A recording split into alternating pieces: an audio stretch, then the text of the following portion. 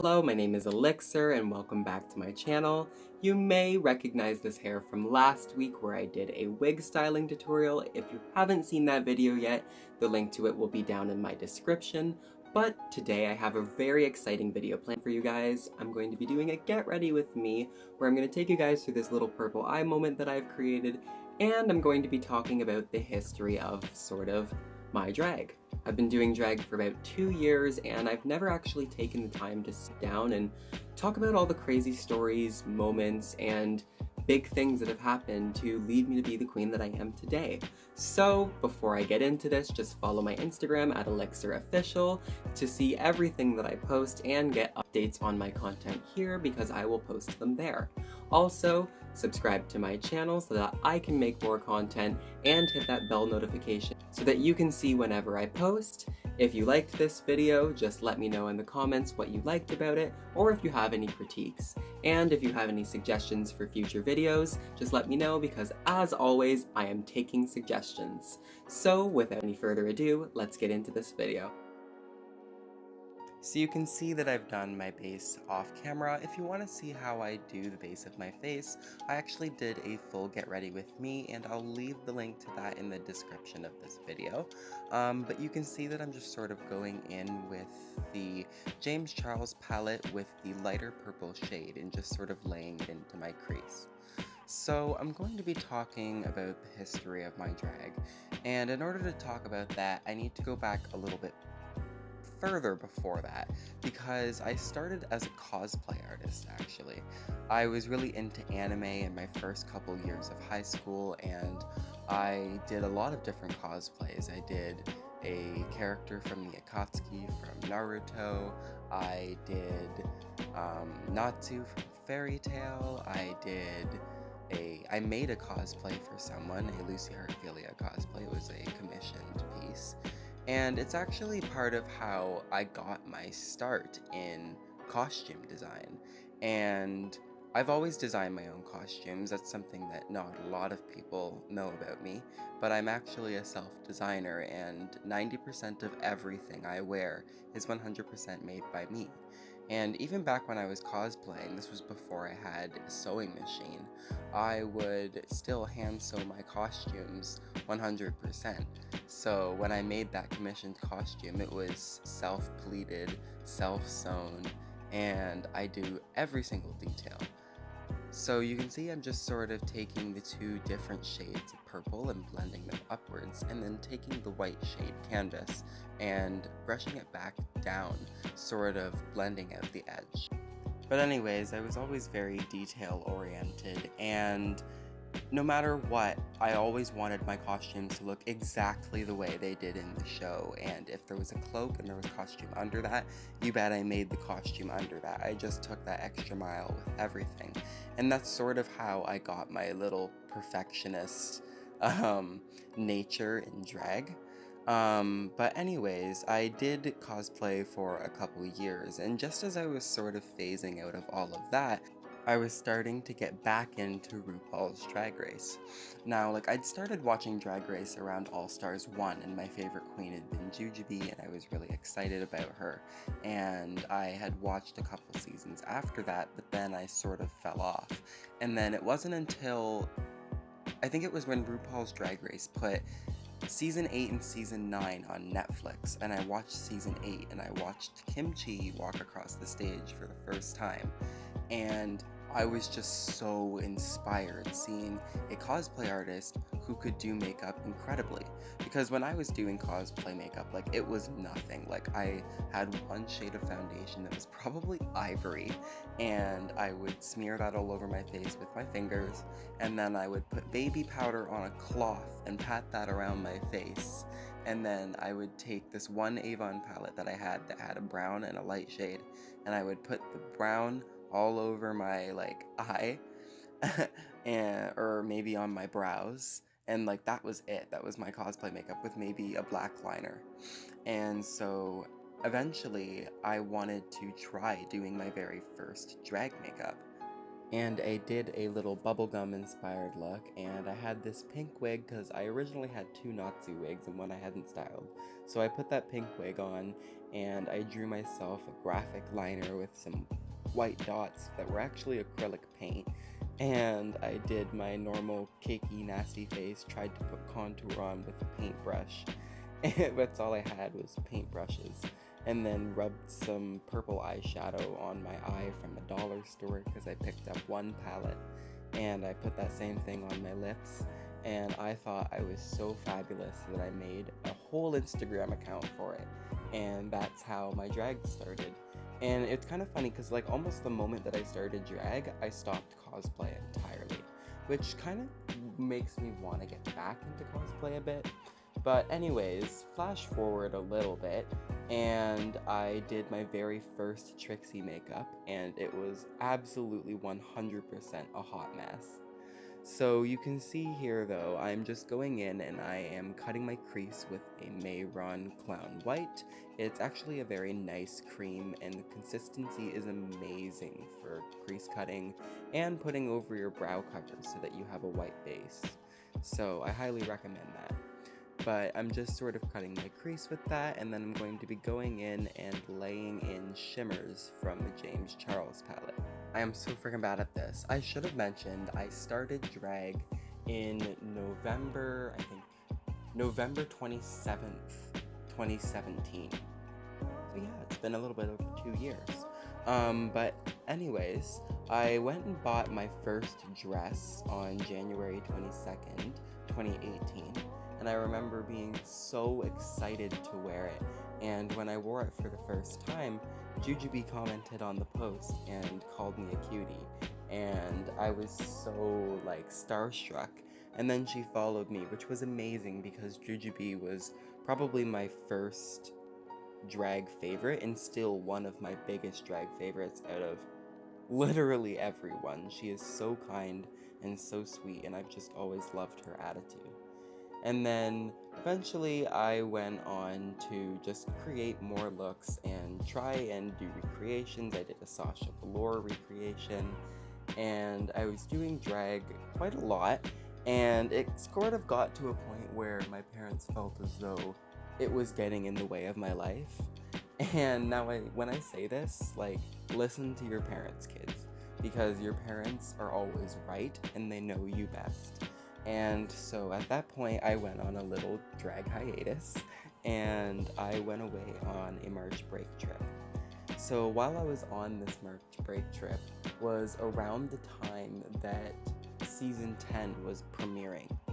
And I had actually followed Yua Hamasaki a good few months before any promos dropped, and I had actually really liked her drag. So the second they dropped, I messaged her and I was saying, "Oh my god, I am so happy that you're on. I'd love to do a look inspired by you." And she was like, "That would be great." And that resulted in a very long and very like good mutual relationship between us. I've bought like a lot of wigs from her. She sent me a lot of jewelry. She's sent me all sorts of things. I sent her nails once. It's actually like pretty cool. And I remember when I got back from the trip, I had just gotten my very first expensive makeup because I live in a small town, so there's no Sephora's or anything like that. So while I was halfway across the country in Nova Scotia, I got to go into my very first Sephora because we hit a mall there. It was a cadet trip, by the way. We were on a trip to a bunch of different bases throughout the way, throughout Quebec and New Brunswick, and all the way up to Nova Scotia. And you can see that I'm just sort of going in and I am doing my liner now. I'm just sort of doing a wing outwards and up on a very nice slant. And then I'm only sort of going halfway into my eye, not all the way to the corner. And I am bringing that liner up and filling it into a shape where it won't look wonky when I blink my eye. But anyways, when I got back from this trip, I had gotten my very first couple Anastasia like foundation sticks and a Huda Beauty eyeshadow palette.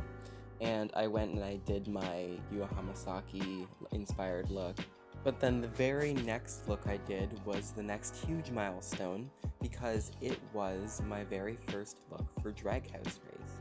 Because at the time of being away on that trip, I was also accepted onto season 7 of Drag House Race after my very first apply. I had seen season 6 of Drag House Race and seen other teen queens that I knew on there, and I was really inspired to get on because for anyone who doesn't know, Drag House Race is a huge platform and the biggest drag Instagram competition that is out there. And so I applied for it and I got on to season 7 and I was so excited.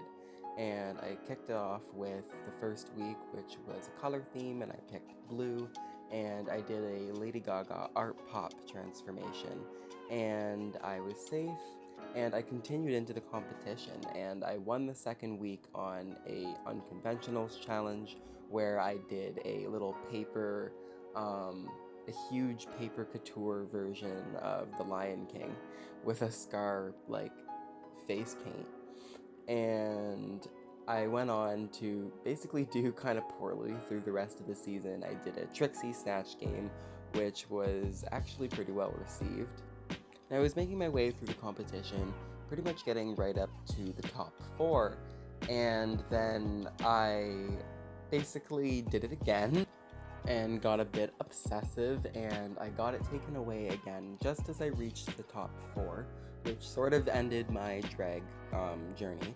And I should mention that throughout the season, I didn't have my drag in my position. It was actually taken from me at that point. But I had expressed to my parents the importance of wanting to compete in this competition. So they threw a curveball at me and were like, if you want to be on Drag Race someday, then try to learn how to do things quickly. So basically I would be given my makeup for about an hour and a half, and in that hour and a half, I don't know how I did it, but I would do 2 separate looks in an hour and a half. Now it takes me like 2 hours to get into one face, so I don't know how I did that, but it really did teach me that I can work under a time crunch, which I guess was a really good thing. But I dropped out at the top 4, and I had my sights set for All Stars, and I always really wanted to be on it. So after that, I kept on doing drag and doing more things, trying to do more inspired looks. And flash forward a little bit later, and I took the dress that I wore on the second week of Drag Race Race, and I cut it out entirely and tore a whole bunch of pieces out. And I didn't talk about this the first time, but I'm actually taking a loose glitter here, and I'm applying it with my NYX setting spray and a brush, and that just sort of sticks down on top of the shimmer shades that I used from the James Charles palette, and it creates a really stunning effect. But I took the dress and cut it out and totally repurposed it and restoned it and made it into something pretty beautiful, but I wasn't even done with it yet at that point. But I didn't know that then because I was going to go back and do more to it. And I, at that point, was just sort of getting my sewing machine and pumping out costume after costume after costume after costume and putting my sewing abilities that I had had in my cosplay days to use finally after Drag House Race, god damn it. And I started making myself all these costumes, trying to build up an arsenal of costumes, which I think I've done, because now I have around 50 sitting in my drag closet and in a bunch of Tupperware stacker containers. So yep, I got costumes. So flash forward again a little bit, and we get to Halloween of 2018, which was the very first time that I went to school in full drag. I had been in the school before in full drag because I went to my first gay event, which was the Rainbow Ball, which was almost a year prior. But that was after hours, and it was an LGBT event where I just sort of went there, and it was a dance, and it was really cute. And I went out in that red dress and had a really good night. But this time I was actually going to school during the day with everyone, my normal classes, and all the guys. So I basically was kind of afraid to do fish because I was always more uncomfortable with fish or prettier looks in public. So I did something freaky instead to be more comfortable. And I did like a little clown, like creepy killer clown thing, and I like wore like big gothy hair with a leather jacket and combat boots and like gray skinny jeans, and it was actually really cute. And I went to school and had a really good time, and then went out with my friends all night, and we actually trick-or-treated, even though I'm like 6 feet tall, and I would stand next to a little girl and she'd look at me like terrified. So I've talked a lot and taken up a lot of time, so flash forward through another couple months of lots of photo shoots, lots of looks, lots of buying new hair, lots of styling my first new hair, making videos, and I find myself once again in a moment where I feel as though I can't handle my school and I'm having difficulties keeping up and balancing my life because I am so enthralled and obsessed with my own drag. And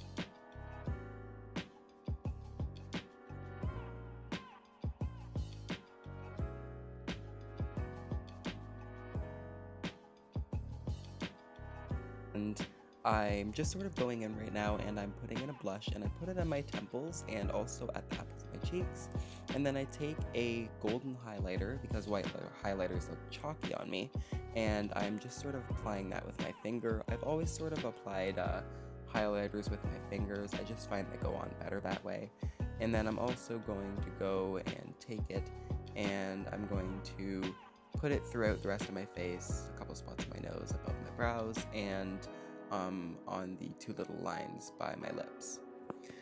Anyways, I basically went on hiatus again for a good couple months, and then started doing drag for the first time in my friend's house, once I felt that I was all caught up and feeling refreshed. And at this point, my mug kind of took an entirely new direction as I was getting more comfortable with painting my actual shade, because originally I had difficulty finding ways to paint my own face, and the only inspirations I had were queens like Aquaria for makeup, so I didn't really know what I was doing, so I painted my face very, very white and light and very chalky. And so when I started to go and paint my face my actual shade again, it really took my drag in a whole new direction, to a whole new heights. So I went and I did a bunch of new looks, and eventually I went to go and meet the cat. You can see I'm just going in and taking a couple browns from the James Charles palette and drawing out my brows here. I just sort of do a very short arch at the front and a very long tail. But anyways, I was just sort of going in and going to my very first drag show, which was kind of weird because I went to my first drag show about a year and a half of doing drag. And I watched it, and I had a very great time with my best friend. And after that, I went to another gay event, the second annual Rainbow Ball in drag, and at this point I was getting a little bit more comfortable out in drag. And I eventually got to do my very first gig at Pride, and this was my first actual Pride event. And I went and I performed 2 numbers. I performed a Billie Eilish number and a Britney Spears number, and it was actually an amazing night, and I surprised myself with everything I could do. So flash forward, I created a few more looks, and eventually I made my way to my first gig in London at a bar, and it was my first bar gig ever, so that was a different environment. And I actually went in, and for the very first time I wore these huge 7-inch platform Lady Gaga boots, and I did a number to Government Hooker. And I actually did jump up the stairs a bit, but I played it off as a move. But I was so surprised at how I was able to still walk and dance in them, high kick and split and death drop and basically do everything else. And I also did a number to Lizzo, and I did a wig reveal and a bunch of stage jumps, and it was actually just a really fun night. I was just completely living in my element. And directly after that, I did my very first look for Drag House Race All-Stars. And this was a huge milestone for me because I had been waiting to get on All-Stars for, at this point, probably about a year and a half. And I was so excited to re-show the public and the judges and the host how far I'd come with my drag in every aspect, from my hair to my makeup to my outfits to my well-roundedness to my ability to adhere to challenges and my ability to make things, to sew, and I wanted to show everything that I hadn't done in my original season. And once again, like, it is a very big platform, so for me to be able to get onto it was very huge. And I went through to slay the competition and basically make a brand new name for myself. And I was so proud of everything that I was able to accomplish. About 3 wins, I was only in the bottom 1 time and actually had a very consistent schedule, leading myself right up to the top 3 and winning the entire season, snatching the title of Drag House Race All-Stars 3 winner. And I was so incredibly shell-shocked that I won something that I had been striving to win for so long, and now I feel like nothing can stop me. I went through and I've been performing ever since, finding a home performing in Oshawa and also in London, and basically just updating my mug and updating my mug. And the one that I'm painting here today is pretty much what I've settled on what my new mug is going to be. And I'm actually having a pretty good time here going in and blending out my lips, and I've actually not done very many nude lips. I don't normally do them. But that's pretty much it for this look. I'm going to go and put on my lashes and stones, and there they are. And this is pretty much the finished beat, and I just need to do my accessories. So that's pretty much the entire history of my drag, leading up from when I started a little baby queen November of 2017, right up till now, which is currently March of 2020. And I cannot believe that I have been going for this long. I'm so proud of everything I have accomplished, and I am so ready for everything that 2020 has for me and the years beyond, because this is going to be something that I am going to do for a very long time. Now, I'm not normally a gloss girl, but because my hair is up and out of my face today, thanks to my stylist, I'm gonna go in and put in this very nice gloss that I got from a friend. It actually goes over pretty much any nice light color. So this is the finished look. I hope you guys enjoyed this video. If you did, comment below. I'd love to hear what you think. If you have any critiques, I'd love to hear those too. And if you have any suggestions for future videos, just let me know, because as always, I am always taking requests. And if you haven't already, why haven't you? Hit that subscribe button so that I keep on making posts, and hit that bell notification so that you get notified every time I post. So I'll be back in 2 weeks, but for now, thanks for watching.